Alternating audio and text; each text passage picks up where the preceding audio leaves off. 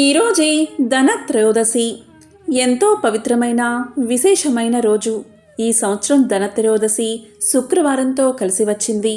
శుక్రవారము అంటే సంపదల దేవత అయిన లక్ష్మీదేవికి ఎంతో ప్రీతికరమైన రోజు. ధనత్రయోదశి లక్ష్మీదేవి పుట్టినరోజు. మరి ఇంతటి విశేషమైన రోజు ఈ కథను విన్నా, చదివినా, చెప్పినా, వినిపించినా సకల శుభాలు కలుగుతాయి. జన్మల దోషాలు తొలగి కోటి జన్మల పుణ్యం వస్తుంది. మరి ఆ కథ ఏంటో ఇప్పుడు ఈ వీడియోలో తెలుసుకుందాం. ఆశ్వయుజ బహుళ త్రయోదశిని ధన త్రయోదశి అంటారు. ఈరోజు లక్ష్మీదేవిని భక్తి శ్రద్ధలతో పూజించడం వల్ల అప్పుల బాధలు, రుణబాధలు తొలగిపోయి మీకంతా శుభమే జరుగుతుంది. పూర్వకాలంలో హిముడు అనే ఒక మహారాజు ఉండేవాడు. అతనికి సంతానం లేదు. అతని రాజ్యంలో ఎంత ధనధాన్యాలు ఉన్నా కూడా పుత్ర సంతానం లేదనే బాధ రాజుగారిలో ఉంది. ఆ మహారాజు ఎన్ని రాజభోగాలు అనుభవిస్తున్నా కూడా ఆనందంగా ఉండలేకపోతున్నాడు. అప్పుడు ఆ మహారాజు ఎలాగైనా తనకు సంతానం కావాలని రాజ్యాన్ని వదిలిపెట్టి అడవులకు పోయి ఘోర తపస్సు చేయడం మొదలుపెట్టాడు. తపస్సు చేసి వర ప్రభావంతో ఒక పుత్రుణ్ణి పొందాడు. పుత్రుడు కలగడంతో రాజు ఆనందానికి అవధుల్లేవు. రాజ్యంలో అందరూ కూడా పండుగ చేసుకున్నారు. మహారాజు పుత్రోత్సవాలు జరిపించాడు. రాజకుమారుడు పుట్టిన ఆ రోజు దీపకాంతులతో ఆ రాజ్యమంతా కలకలలాడిపోయింది. ఇక హిముడు తన రాజపురోహితులను పిలిచి పుత్రుడి యొక్క జాతకం చూడమని కోరాడు. ఆస్థాన జ్యోతిష్కులు పుత్రుడి జాతకాన్ని చూశారు. ఆ జాతకంలో వారికి ఒక భయంకరమైన నిజం తెలిసింది. ఆ విషయం మహారాజుకి ఎలా చెప్పాలో వారికి అర్థం కాక ఒకరి ముఖాలు ఒకరు చూసుకుంటూ వారిలో వారు చర్చించుకుంటూ ఉండిపోయారు. ఎందుకంటే పిల్లవాడి జాతకం ప్రకారం అతను తన 16వ ఏట మరణిస్తాడు. నిజాన్ని దాచిపెట్టి అబద్ధం మాత్రం చెప్పకూడదు. రాజుకు ఎంత కఠినమైనదైనా నిజమే చెప్పాలి. అబద్ధం చెప్తే తమ వృత్తికి ద్రోహం చేసినట్లు అవుతుంది అనుకుని పురోహితులంతా వారిలో వారు చర్చించుకుని చివరకు కఠినమైనా సరే ఆ విషయాన్ని రాజుకు చెప్పాలని నిర్ణయించుకున్నారు. ఇక రాజ పండితులంతా రాజుతో ఇలా చెప్పారు. ఓ రాజా, మేము పిల్లవాడి జాతకం చూసాం. అంతా బాగానే ఉంది. పిల్లవాడు పరాక్రమవంతుడు అవుతాడు. కానీ రాకుమారుడు అల్పాయుష్కుడు అని పలికారు. ఆ మాటలు విన్న రాజు అలాగే రాణి ఎంతో బాధపడ్డారు. దుఃఖంతో పండితులతో ఇలా అన్నారు. ఓ పురోహితులారా, మీరు జాతకాన్ని సరిగ్గా చూసారా? అల్పాయుష్కుడైన పుత్రుడు మాకు కలగడం ఏమిటి? మాకు అయోమయంగా ఉంది అన్నారు ఆ దంపతులు. దానికి పండితులు, మహారాజా, జాతకాన్ని 1కి 10 సార్లు మేమందరం చూసాం. జాతకంలో యువరాజు తన 16వ ఏట మరణిస్తాడు అనే ఉంది. దీన్ని తప్పించడం ఎవరితరం కాదు అన్నారు పండితులు. దానికి మహారాజు పురోహితులతో ఇలా పలికాడు. పురోహితులారా, ఆ మృత్యువును తప్పించడానికి ఏవైనా పరిహారాలు ఉన్నాయా? మీరందరూ ఏదో ఒకటి ఆలోచించి నా పుత్రుడి మరణాన్ని తప్పించండి అని కోరాడు. దానికి పురోహితులు ఇలా పలికారు. మహారాజా, పరిహారాలకు ఈ గండం తొలగదు. జాతకంలో మరణ గండం స్పష్టంగా కనిపిస్తుంది. దాన్ని తప్పించడం ఎవరి తరమూ కాదు. మీ భారాన్నంతా దైవం మీదే వెయ్యండి అన్నారు పండితులు. దానికి మహారాజు, మహారాణి ఎంతగానో విచారించారు. ఆ గండాన్ని ఎలాగైనా తప్పించాలి అనుకున్నారు. అలా పిల్లవాడు పెరిగి పెద్దవాడు అవుతున్నాడు. పిల్లవాడికి 15 ఏళ్ల వయసు వచ్చింది. పిల్లవాడు పెరుగుతున్న కొద్దీ తల్లిదండ్రులకు బాధ అధికమవుతుంది. ఇలా ఉండగా పక్క రాజ్యంలో నిరంతర దైవాన్ని పూజించే ఒక రాకుమార్తె ఉందని, ఆమె దైవానుగ్రహాన్ని పొందిందని, ఆమెను యువరాజుకిచ్చి వివాహం చేస్తే ఆమె భక్తి ప్రపత్తుల వల్ల గండాన్ని తప్పించే అవకాశం ఉందని సలహా ఇచ్చారు. ఇక అంతటా మహారాజు పక్కదేశపు రాజును సంప్రదించాడు. హిముడికి ఆ చుట్టుపక్కల ప్రాంతాల్లో ఎంతో పేరు ఉండడంతో ఆ సంబంధాన్ని ఖాయం చేసుకున్నారు. ఒక శుభముహూర్తాన ఇద్దరికీ వివాహం చేశారు. ఇక అత్తగారింటికి వచ్చిన కోడలు అత్తామామలను ఎంతో బాగా చూసుకునేది. ఉదయం బ్రాహ్మీ ముహూర్తంలోనే నిద్రలేచి దైవాన్ని పూజించేది. నిత్యము కూడా దీపారాధన చేసేది. ఇలా ఉండగా ఒకరోజు అత్తమామలు కుమారుడి జాతకం గురించి కోడలికి తెలియచేశారు. దానికి కోడలు ఎంతో బాధపడింది. ఎలా అయినా తన భర్తను కాపాడుకోవాలి అని తలచింది. ఇలా రోజులు గడుస్తున్నాయి. ఇలా ఉండగా ఒకరోజు మరణ గడియలు రానే వచ్చాయి. ఖచ్చితంగా ధనత్రయోదశి రోజే పిల్లవాడికి 16వ సంవత్సరం వచ్చింది. ఇక ఆ రోజు రాజభవనమంతా దుఃఖసాగరంలో నిండిపోయింది. మరణగడియలు కూడా ఆసన్నమవుతున్నాయి. ఇంతలో కోడలికి ఒక ఆలోచన వచ్చింది. ఈరోజు ధనత్రయోదశి కదా, ఈరోజు యమధర్మరాజు వచ్చే సమయానికి ఇంటి ముందు దీపాలు వెలిగించి నా బంగారాన్నంతా ఆ దీపాల వద్ద పెడితే బంగారపు మెరుపులకు మరణగడియలు తప్పిపోతాయి అనుకుంది. సమయం వచ్చింది. ఇక యముడు ఎంతో భయంకరంగా యమపాశాన్ని తీసుకుని వస్తున్నాడు. కోడలు పతివ్రత కావడం వల్ల, దైవానుగ్రహం వల్ల ఆమె యముణ్ణి చూడగలిగింది. యముడు ఎర్రటి కళ్ళతో, భయంకరమైన దండ పాసాలతో, పెద్ద పెద్ద చేతులతో, ఒళ్ళు గగురుపాటు పుట్టేలా దున్నపోత ఎక్కి వస్తున్నాడు. అంతటా యముడు వస్తున్నాడని గ్రహించిన కోడలు ద్వారానికి ఇరువైపులా 2 దీపాలు వెలిగించింది. తన 7 వారాల నగలను అక్కడ ఉంచింది. యముడు ప్రాణాలు తీయడానికి గడియలు సమీపించగానే ఇంటి ద్వారం ముందుకు వచ్చి నిలబడ్డాడు. అలా రాగానే ఆ దీపపు కాంతులకు, బంగారపు దగదగలకు కొంచెంసేపు మైమరిచిపోయాడు యముడు. ఇంత దివ్యమైన కాంతులు ఎలా వచ్చాయా అని ఆలోచిస్తూ ఆ దీపాల వెలుగును తదేకంగా చూస్తూ ఉండిపోయాడు. ఇంతలో మృత్యుగడియలు దాటిపోయాయి. ఎప్పుడైనా సరే మృత్యుగడియలు అయిపోతే మరణం సంభవించదు. అలా యువరాజు యొక్క మరణ గడియలు తప్పిపోయాయి. మృత్యుగండం తొలగిపోయింది. ఈమె ఎవరో మహాపతివ్రత అయి ఉంటుంది అనుకుని చేసేది లేక యువరాజు యొక్క ప్రాణాలు తీయకుండా వెనక్కి వెళ్ళిపోయాడు యముడు. ఇక కోడలు, మహారాజు, మహారాణి ఎంతో సంతోషించారు. ఆ రోజు నుంచి కోడలు ధనత్రయోదశి రోజు యమదీపాలు పెట్టడం ప్రారంభించింది. ఆ విధంగా వారు సుఖ సంతోషాలతో ఆనందంగా జీవించారు.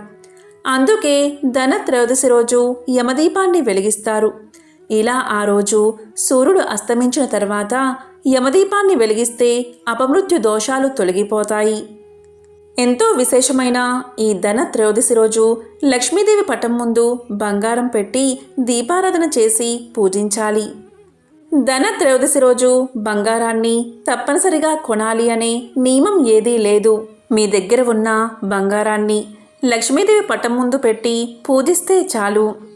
ఈరోజు తప్పనిసరిగా యమదీపాన్ని వెలిగిస్తే యముడు సంతోషించి అపమృత్యు దోషాలను తొలగిస్తాడు.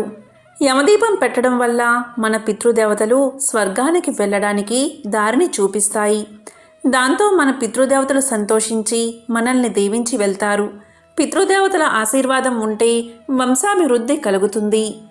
ఎంతో పవిత్రమైన విశేషమైన ఈ కథను ధనత్రయోదశి రోజు చెప్పినా, విన్నా, వినిపించినా జన్మల పాపాలు తొలగి కోటి జన్మల పుణ్యం వస్తుంది. సకల శుభాలు కలుగుతాయి. ధనత్రయోదశిని లక్ష్మీదేవి జన్మదినంగా భావిస్తారు. సర్వలోక రక్షిణి, సర్వజ్ఞాన ప్రదాయిని, శక్తి స్వరూపిణి అయిన ఆ జగజ్జనని భక్తితో ఆరాధిస్తే ఆమె అనుగ్రహిస్తుంది. సిరి సంపదలు, సౌభాగ్యాన్ని అనుగ్రహించే ఆ లక్ష్మీదేవిని సేవిస్తే కోరిన వారికి కొంగు బంగారమవుతుంది. లక్ష్మీదేవి పుట్టుక గురించి తెలుసుకోవాలి అంటే ఈ కథ తప్పనిసరిగా వినాలి. ఒకరోజు ఇంద్రుడు ఐరావతంపై స్వర్గానికి వెళ్తూ ఉండగా ఎదురుగా దూర్వాస మహర్షి తారసపడతాడు. అల్లంత దూరాన ఇంద్రుణ్ణి చూసిన దుర్వాసుడు అమరావతి అధిపతికి గౌరవ సూచకంగా తన మెడలోని దండను ఇస్తాడు. గర్వంతో కళ్ళు మూసుకుపోయిన ఇంద్రుడు దండ ఇచ్చిందెవరు అన్న విషయాన్ని పట్టించుకోకుండా, కనీసం కృతజ్ఞతలు చెప్పకుండా ఆ దండను తన ఏనుగు తొండానికి తగిలిస్తాడు. తొండాన్ని అటూ ఇటూ ఆడిస్తున్న ఏనుగు దండను కిందకు విసిరేసి కాళ్ళతో తొక్కుతుంది. అసలే కోపిష్టి అయిన దూర్వాసుడు ఆ దృశ్యాన్ని చూసి మరింత కోపంతో ఓ ఇంద్ర, మితిమించిన అహంకారం, గర్వాతిశయాలతో ప్రవర్తించిన నిన్ను ఈ భోగ భాగ్యాలన్నీ విడిపోతాయి అని శపించాడు. అప్పుడు ఇంద్రుని కళ్ళకు కప్పుకున్న తెరలు తొలగిపోతాయి. దూర్వాసముని క్షమించమంటూ వేడుకుంటాడు. అది విన్న దూర్వాసుడు శాపాన్ని అనుభవించక తప్పదని, అయితే విష్ణుమూర్తి కృపతో పూర్వ వైభవాన్ని పొందడం జరుగుతుందని తెలియచేస్తాడు. తరువాత ఇంద్రునిపై దూర్వాసుని శాపం పనిచేయడం ప్రారంభిస్తుంది. బలి నాయకత్వంలో రాక్షసులు అమరావతిపై దండెత్తుతారు. ఇంద్రుణ్ణి అతని పరివారంతో పాటు స్వర్గం నుండి తరిమేస్తారు. తప్పనిసరి పరిస్థితుల్లో ఇంద్రుడు అజ్ఞాతంగా ఉండిపోయి తన గురువు బృహస్పతిని సలహా అడుగుతాడు. అందుకు తగిన పరిష్కారాన్ని బ్రహ్మదేవుడే సూచిస్తాడని బృహస్పతి చెప్పడంతో ఇంద్రుడు తన పరివారంతో కలిసి బ్రహ్మదేవుణ్ణి ప్రార్థిస్తాడు. అందుకు పరిష్కారాన్ని విష్ణుమూర్తే చెబుతాడని బ్రహ్మదేవుడు పలకడంతో అందరూ కలిసి విష్ణు సన్నిధికి చేరుకుంటారు. ఇంద్రాది దేవతల ద్వారా జరిగిన సంగతిని విన్న విష్ణుమూర్తి రాక్షసుల సాయంతో పాల సముద్రాన్ని చిలికి అందులో నుంచి వెలువడిన అమృతాన్ని అందుకుంటే తిరిగి అధికారం దక్కుతుందని చెబుతాడు. దేవతలు రాక్షసులు మందర పర్వతం వాసుకీల సహాయంతో పాల సముద్రాన్ని చిలకడం మొదలు పెడతారు. విష్ణుమూర్తి కూర్మావతార రూపంలో మందర పర్వతం సముద్రంలో మునిగిపోకుండా భరిస్తాడు. తరువాత పాల సముద్రం నుండి ఎన్నో రకాలైన జీవులు వస్తువులు వెలువడతాయి. అప్పుడే ఒక యువతి కళ్ళు చెదిరే అందంతో అందెలా మృదుమధుర రవలులతో చేతిలో కలువ మాలతో ఉదయిస్తుంది. ఆమెనే లక్ష్మీదేవి. ఆమె విష్ణుమూర్తిని తన భర్తగా అంగీకరిస్తూ ఆయన మెడలో మాల వేసి సిగ్గుతో ఆయన సరసన నిలబడుతుంది. అలా క్షీరసాగర మదనం నుంచి జన్మించిన లక్ష్మీదేవి దుష్ట శిక్షణార్థం మహావిష్ణువు ఎత్తిన అవతారాలంటిలోనూ ఆయన సరసనే ఉంటుంది. ఇదే లక్ష్మీదేవి పుట్టుకకు సంబంధించిన ఒక విశేషమైన కథ. ధనత్రయోదశి రోజు ధన్వంతరి జయంతిగా కూడా జరుపుకుంటారు. ధన్వంతరి శ్రీ మహావిష్ణువు యొక్క 21 అవతారాలలో ఒకటి. ఇతను దేవ వైద్యుడు. ఈ కథను విన్నంతనే ధన్వంతరి ఆశీర్వాదం మనపై కలిగి మనందరికీ చక్కటి ఆరోగ్యం కలుగుతుంది. మరి ఆ కథ ఏంటో ఇప్పుడు తెలుసుకుందాం. శ్రీ మహావిష్ణువు యొక్క 21 అవతారాలలో ధన్వంతరి ఒకటని, ధన్వంతరి దేవ వైద్యుడని భాగవత పురాణం చెబుతుంది. బ్రహ్మాండ పురాణం, బ్రహ్మ వైవత్తర పురాణం, హరివంశంలోనూ ధన్వంతరికి సంబంధించిన అనేక కథలు ఉన్నాయి. దేవతలు దానవులు క్షీరసాగర మదనం చేశారు. అందులో నుంచి మొదట హాలాహలం ఉద్భవించింది. దాన్ని పరమశివుడు కంఠంలో నిలిపి గరల కంఠుడు అయ్యాడు. తరువాత కల్పవృక్షం, కామధేనువు, ఐరావతం, చంద్రుడు, శ్రీ మహాలక్ష్మి ఉద్భవించారు. ఆ తరువాత అమృత కలశం, ఔషధలు, ఆయుర్వేద గ్రంథం ధరించి ధన్వంతరి ఆవిర్భవించాడు. దృఢమైన శరీరంతో, పెద్ద బాహువులతో, ఎర్రని కళ్ళతో, నల్లని దేహఛాయ కలిగి యుక్త వయస్కుడై పీతాంబరాలు, ముత్యాల హారాలు ధరించి నల్లగా నిగనిగలాడుతున్న కురులతో, విశాలమైన వక్షస్థలంతో, సింహం వలె శక్తిని కలిగి అమృత భాండంతో అవతరించాడు అని ధన్వంతరి ఉద్భవాన్ని భాగవతం చెబుతుంది.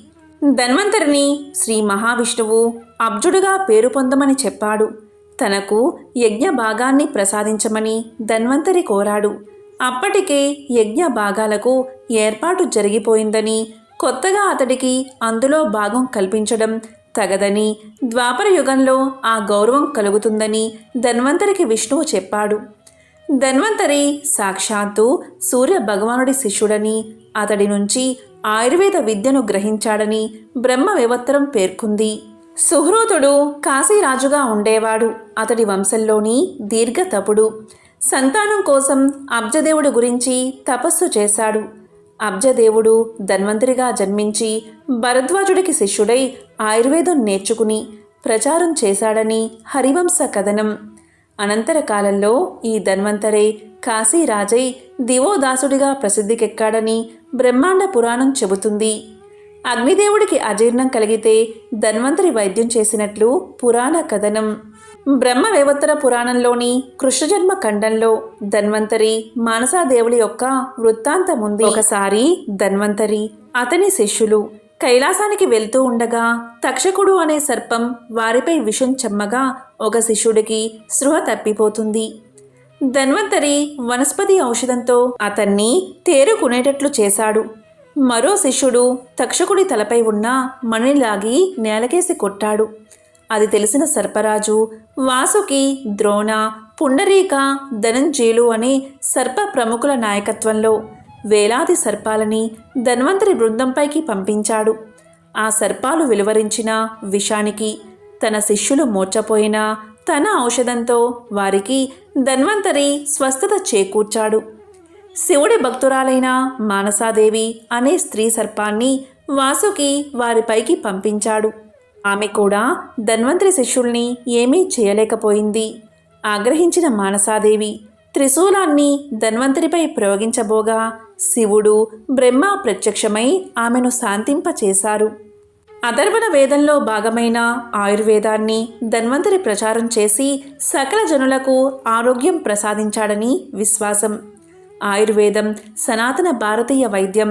ఇందులో కాయ, బాల, గ్రహ చికిత్సల గురించి శలాక్య, శల్య, విష, రసాయన, వాజీకరణ మంత్రాల గురించి వివరణ ఉంది.